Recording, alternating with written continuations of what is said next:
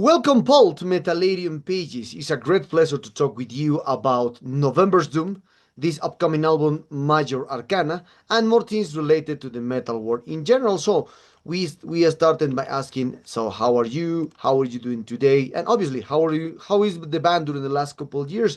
Because your previous Nephilim grave or group was released in 2019. So 6 years, 6 years, 6 years passed from the last album. Yeah, I'm sorry, I'm getting blown up here. Okay. I'm doing good, man. Hopefully you're doing well too. And okay, I'm doing this on the phone because I had a little appointment today.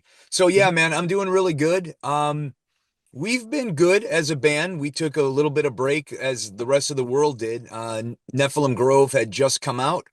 We had announced Australia, New Zealand tour, and then literally that week pandemic hit, the world shut down, we canceled that tour and we never were able to get out and promote Nephilim Grove at all. So, yeah, that defeated us a little bit in the beginning. So it took us a little while to get back in the groove and want to write an album again and, all of that. So it was a slower process for us this time, but I think the break helped us quite a bit. Okay, okay, okay.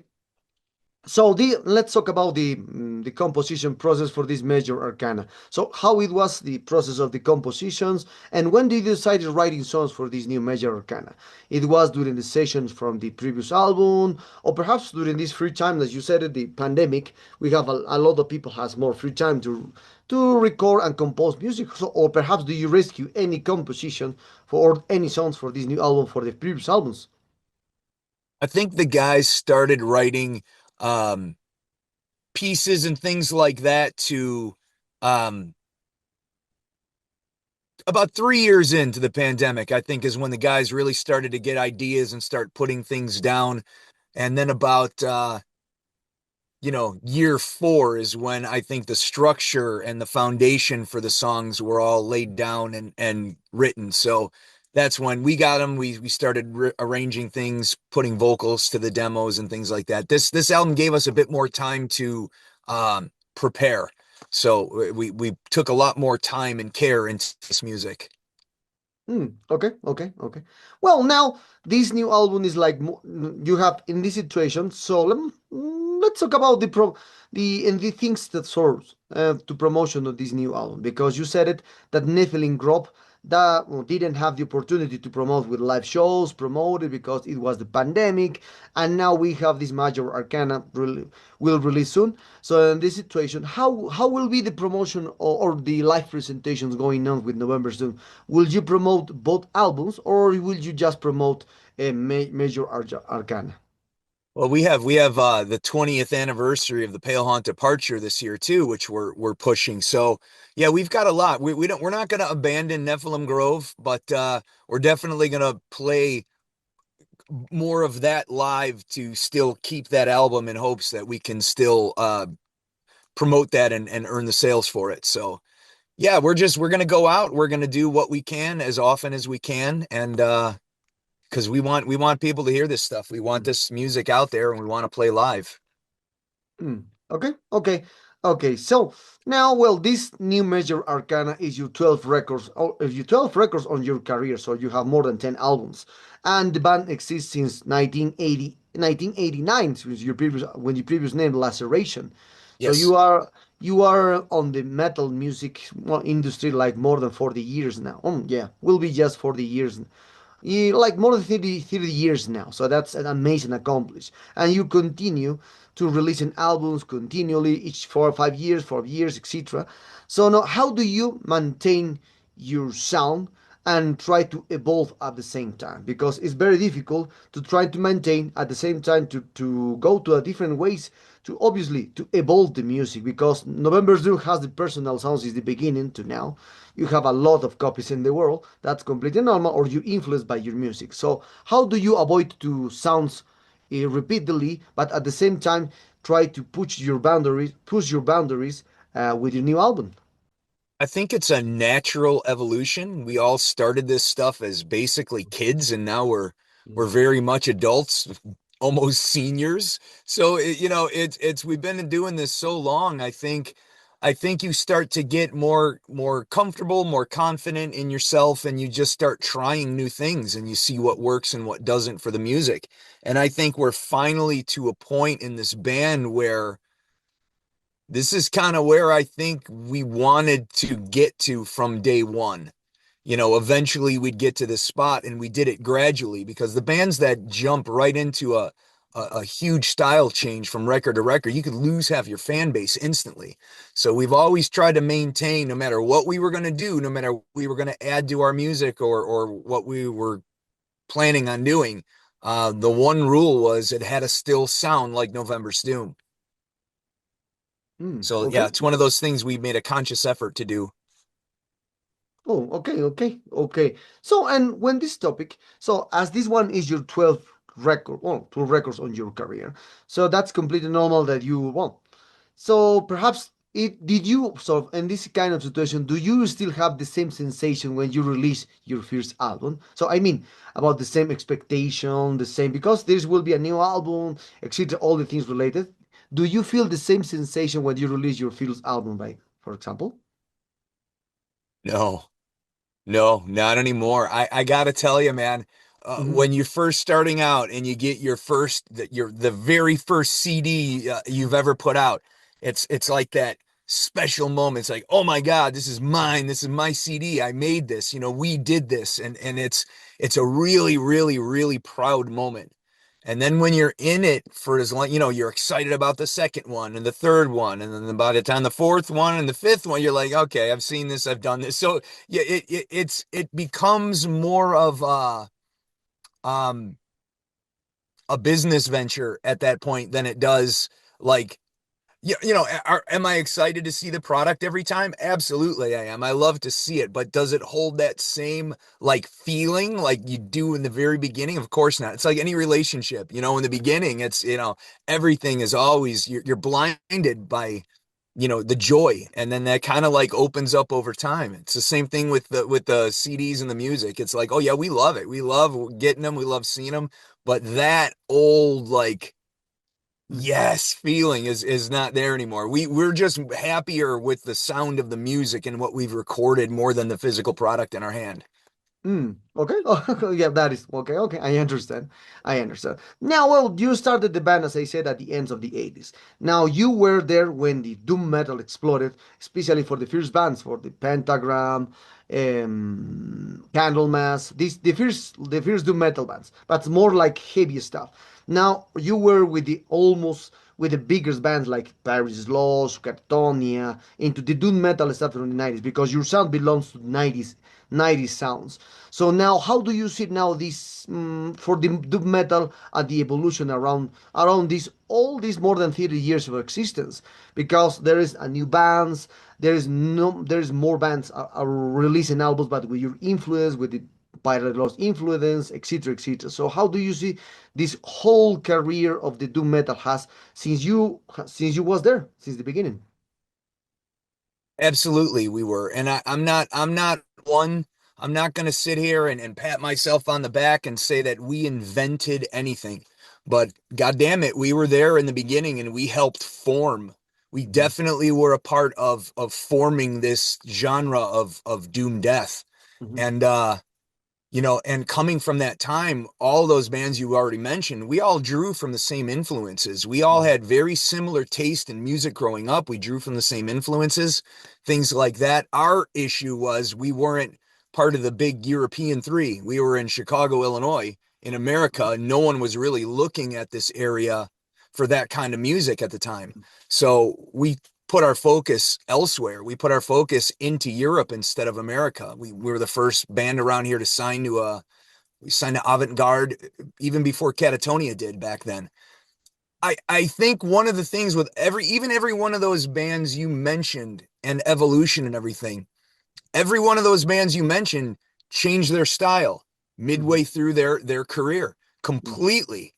mhm, And most of them have gone back to the old style. They didn't continue on with that. They just went, oh, we better add growls back into the music again so we can be relevant again.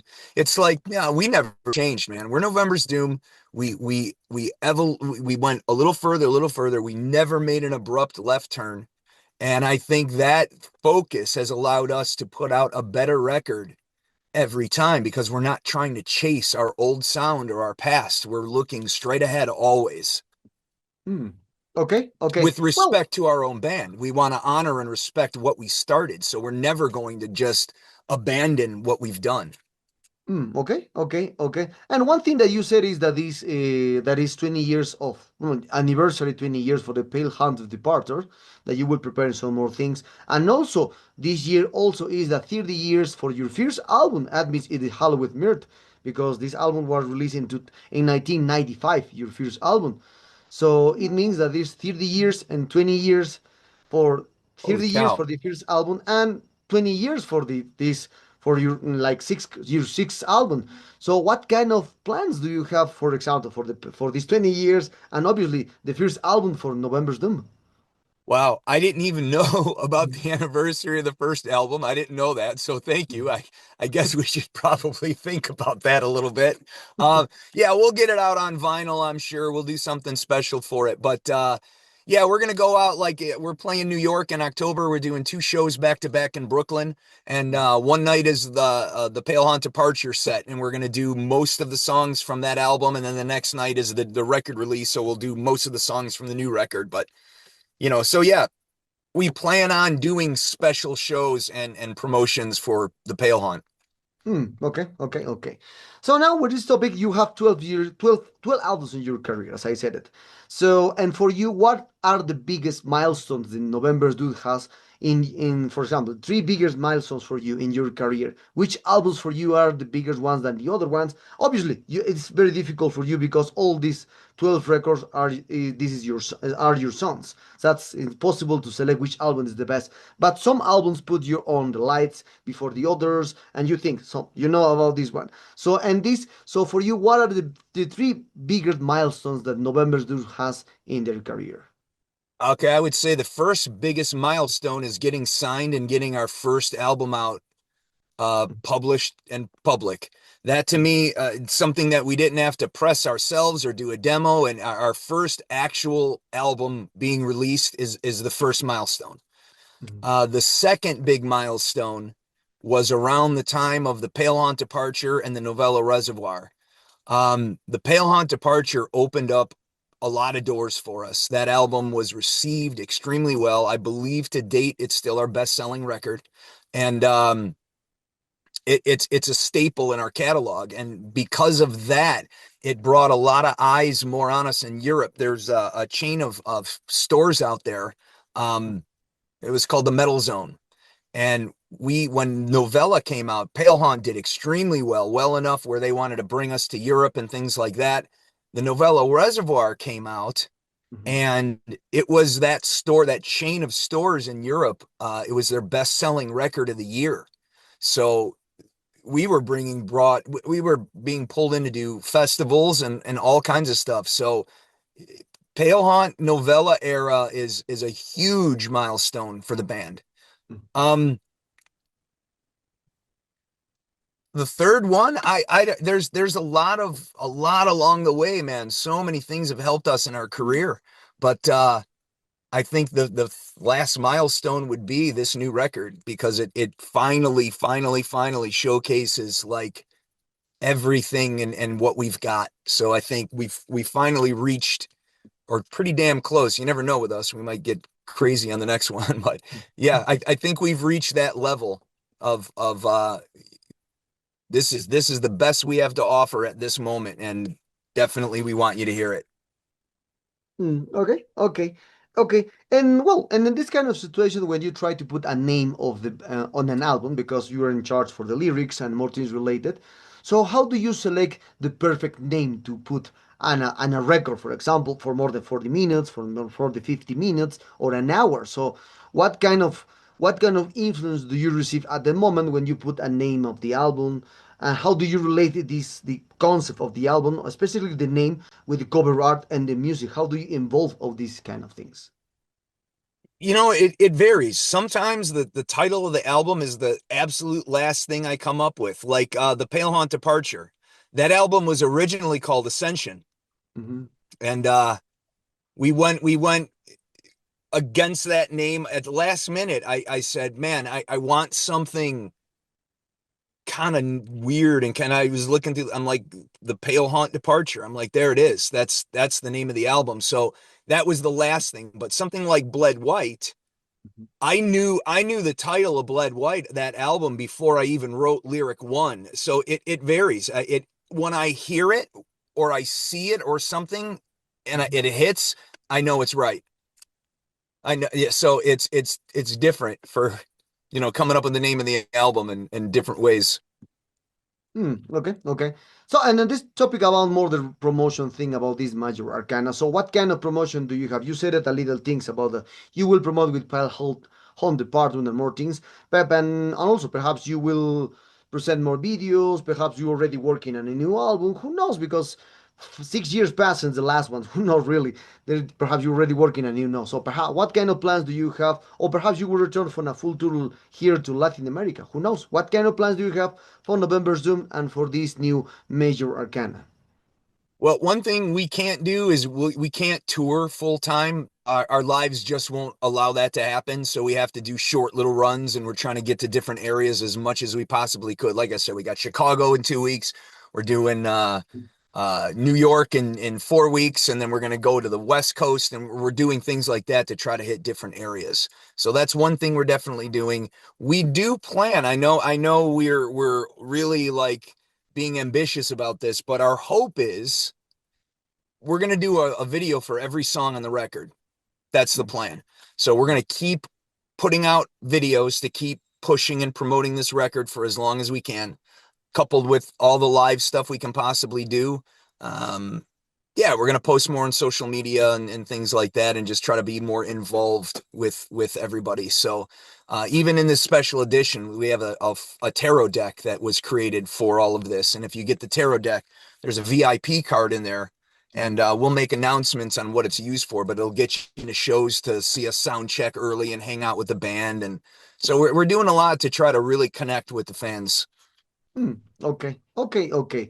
So now with this kind of topic, as you are the last member of the band since the beginning to now, because you mostly all the bands started in 1999, 2002, 2003. So in this kind of situation, do you consider it as the gatekeeper of or a gatekeeper of the sound for November's Dooms since the beginning to now, or perhaps now, or as you have new members, as belongs to the created the new sounds for the November's Doom? The sound was gate kept early on because Eric, the guitar player, had a very distinct way of writing, and he and the way he tunes. So anybody that came in had to learn how to play the stuff in that particular tuning and the weird kind of stuff he did. So yeah, we kept that um pretty solid with when Larry joined, and then when Vito joined later after that. It was, yeah, we kept, what was nice is we had the guitarists spread out. So it was easy. One guy was already acclimated, and then the next guy would just kind of learn what he had to do. And now I've had Vito and Larry. I mean, they've been the lineup forever as far as I'm concerned. So I look at this band as the band. I don't even think of like past. We've been a solid unit now for Mhm. 15 years. I think the last 4 or 5 records, we've been the same lineup, which is amazing. So, yeah, it's Mhm. trying to Okay, think of where to go with that. okay, okay. So Yeah, I agree. don't know if that answered it. Okay, a great accomplice about this one. Okay, okay. I understand. I understand completely. So, and in this situation, let's talk about especially for the discography, because some people, and let's relate to the discography with the related with the fans think. So, because for some people or for some fans, the fans thinks like the first three albums are the great band are the great works for the bands to now. And just the curious thing, just for the band, is usually, or this is a common answer that the last word is the best word today for the band. Different things because the fans think different like the band. And curious thing, the fans always think that the first records are the great ones for the organic thing. You are started your career as a musician, etc., etc. But for the musicians or for the band, is the better one because you get better with the composition process, with the recording process. Completely normal. That's how it works. Even when you have more than 12, 10 records on your career, you get better to record a song or to compose a song. And this situation, how do you think about this topic all the time that the fans are more involved with it, like with the first 3 or 4 records, and they don't pay attention to the last records because they think that the band changed during the time, etc., etc. Yeah, we do have the fans of the early stuff, and there are hardcore fans of Amid Its Hallowed Mirth, and but I think the thing that separates us with that statement from many of the other bands is it's basically true with a lot of those other bands. Mhm. They'll hit their peak and then they'll be putting cookie cutter records out from that point forward, always trying to chase what hit that one album big, and then they never do, and they kind of fizz out. And I get that's why people will ignore like later albums by a band going, man, the last 3 were not good. They were exactly like the one before that. Why would I want to, so I totally understand that. Difference being is I don't think even with our fans, I don't even think we've given them that opportunity to feel that way because we have slowly inched with each album a progression. I mean, we were kids. We were literally kids when we started doing this band. So of course we're so much better now in our confidence, in our musicianship, in lyric writing, in my singing. All of it is technically better now. So of course, as a band, we're going to say the newest album, man. That's you're getting the best of all of us on that. Of course, we believe that, and I think the fans can see that by our albums. I don't think we ever went up and then down and then back up again. I think the progression has been on a steady incline the entire career of the band. So Mm, I think our problem is more the name of the band than it is, people not giving the album. I think if the name Doom was not in the band name, mhm, it automatically turns off a lot of people that might not like doom metal, so they might not ever give this band a chance. And it's like, man, we're not really doom metal. So mhm, give us a chance. I think there's something in there that you like. And this record, Major Arcana, being what I feel is a more accessible record, meaning it's not so death metal. I'm not going to call it poppy. It is earworm. There's a lot of hook on this, a lot of sing along hook on this record. And I think if people dismiss this album, I think you're doing yourself a disservice because I don't think you would quite, when you're done listening, go, oh yeah, that's what I expected. No, I don't think so. Okay, okay, okay.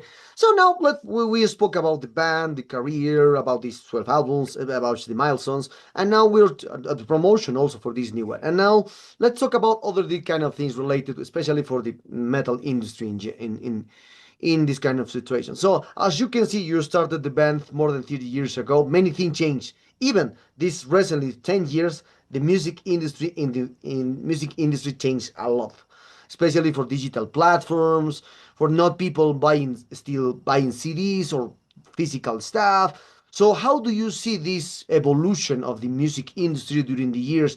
Then when I was there in the 80s and 90s, I remember very well to buy my tape, to buy my CD, etc., etc. But now the thing's very different. The people, just the hard, just the hard fans like me, are still buying CDs or still buying merchandise for the bands. But now mostly of people are listening the music in the platforms, and obviously there is 1,000 bands released records, so there is a lot of things change. So how do you see this all this transition that the music industry passed since you started the band and now you see the things very differently?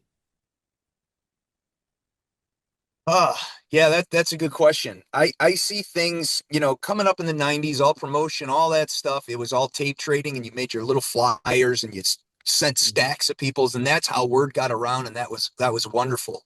And it left mystery to a lot of the bands. There wasn't You couldn't go on the internet and go see one of your favorite black metal artists like petting his cats and living a normal, you know what I mean? There was none of that. There was no access to personal life back then. So every band had a little mystery behind them, and it was great. It made a lot of fun. I think today's age with the technology, we've allowed everything to get so close and so personal that now people who you've had 2 words with online now thinks they're your friend. And it can get a bit overwhelming, especially when people think they're so close to you that they're going to be able to like give you advice on your music and what you should do and it's like, wait a minute, man, it doesn't really work that way. So no, I prefer the old days because everything now is so because everyone's got a very short attention span and they're doom scrolling. So you have to break up your content into tiny pieces and just have that 15, 20 seconds that's going to grab someone's attention long enough to try to get a sale. It's like, man, you're pandering to everybody. I get that's how things are these days, but I miss the days where you just put out a record and then you go buy a magazine on the shelf and you see ads for the stuff coming out that you wanted, and then you can go to the record store and actually like find the stuff. And I miss that. I miss that a lot. Mm. Okay, I okay, like okay. I like the days when our peers like and our fans would just steal the music on MP3s and download it. Now basically the same thing is happening, only we're being stolen from the higher ups and the billionaires. Now it's just people who run these streaming services are basically the ones stealing our music. Okay, that is correct. That is completely correct. And one of the and let's we are very close to this interview, Paul. And other thing that I capture all my time, my all capture my attention since the beginning, because all the styles has their like bigger band, one bigger band. The heavy metal has Iron Maiden, has Black Sabbath. The thrash metal has Metallica, has Slayer, and the situations like the bigger bands.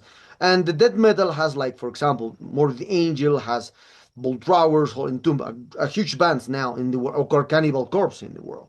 And the black metal also has the bigger bands like Emperor or the situation like this, and or Mayhem, like the huge band or mainstream bands in each style. So, but the curious thing all the time, and when we are and when I speak with for example, with a doom metal band or that doom metal band, there is like no mainstream band in this style. It's not like the band that reach like Metallica, reach like Iron Maiden. All the time, the Doom Dead it was for more than underground people. So that's a good thing because mostly of us prefer the underground thing in so many ways. But why do you think always the Doom Dead or Doom Metal didn't bring to us like a huge band like Metallica, like Iron Maiden, etc.? I don't know exactly how to answer that other than most of the bands in this genre have changed their style midway and they expected people to follow them along because of them. And it's like you kind of disrupted the wave of things and tried to make it something that it wasn't, and then you ended up coming back later. I just think the indecisions of this genre as it was coming up uh kind of hurt the genre and in a way. And now these days you have all these newer bands like us coming out that basically bands like us and My Dying Bride and we helped influence the sound and what we built all along. And now you've got these new bands coming out doing the same thing with that particular sound. They're doing well. So, they're definitely growing, not to those proportions, like you said. So then I guess you can say the biggest band in this genre, if you want to tighten things up a little bit, would be Opeth. Mhm. So there you have one band that's kind of doom death. Not really. They're more like progression. Mhm, mhm. They're another band that's really hard to put into a genre like us. Yeah. I mean, what do you really call us? Mhm. So I would say that if you had to pick one band that made it in this kind of style, it's Opeth for sure. Okay, okay, okay. So, and one of the last questions for this interview, Paul. Well, as we spoke about this situation, all the time. And a curious thing happens since the 80s or the 90s when the first death metal bands starts in the 90s or in the 80s, like Bolt Thrower, Dead, Autopsy, Morbid Angel, Obituary, the first death metal bands in the death metal world. So all the time, these kind of push the boundaries for the technicality. All the time. Obviously, when you play your music, you have technicality. All the time, the death metal brings the technicality to the world. Then appears in theater with more staff, progressive stuff, more technical. But the death metal, it was the first stuff to do a lot of technical stuff into the extreme music, especially. And the curious thing, during the years, the death metal, especially in the 90s, the death metal brings a lot of texture, a lot of mixture, doom, progressive, technical, I don't know, jazz, blues. The death metal all the time received all these kind of mixtures, textures, experimentations in the 90s. I just have a lot of records that prove that because there's a curious thing. Not the black metal, not the heavy metal, not the thrash metal, just the black metal. This kind of approach to mix with a lot of styles doesn't have any kind of boundaries. You can mix Alice in Chains with Cannibal Corpse, and the result will be great for some people, and other people doesn't like. That's completely normal. And for this, what do you think? Always the death metal has this kind of approach to mix with every kind of style, every kind of style of music that it brings, that the world brings, or the words create. I look at death metal in two different ways.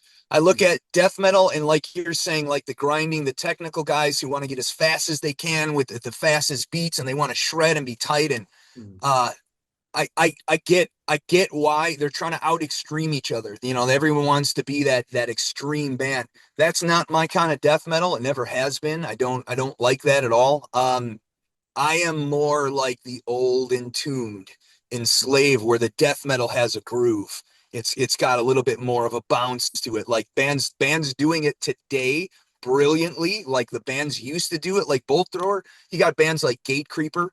You got bands like Frozen Soul and you Creeping Death. You've got these newer death metal bands that have adopted that old groove kind of style.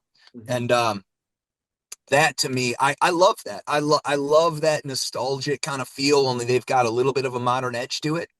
But the grinding bands who are just adding more and more and more, all it is more speed, more pounding, more faster, more guttural. And it's like there comes a point where it's like I can't even hear the new stuff you're adding into this, man. It's just like a wall of sound. And I like my music stripped down more. I like it to be a little bit spaced out and you know, I want to be able to like kind of groove to it, not like constantly. It's, you know, so yeah, I just see that in like two different ways to look at it. Okay. Well, Paul, we arrived to the sad moment of this interview. I hope you enjoyed this like me. This new album's a great one as usually. I have mostly of your records in CD in my collection. It's a great band, great albums. And perhaps, and also this one is a new one. Congratulations on it. And perhaps do you want Thank to you. add something to your Latin American fans that expect someday a return back in a full tour or perhaps 4 or 5 dates here, who knows? And obviously, Metallarium followers. We we would love to get to Mexico. We still have not been to Mexico. We love Brazil. We've had a great time in Brazil. So yeah, if there's a way that we can get down for you guys, and we would be up for it in a second. It all depends on a promoter who's willing to work with us and bring us in. So yeah, man. I mean, we would love to come down there and perform for you. And being the first time, it would be like a pretty extensive list of songs through our catalog.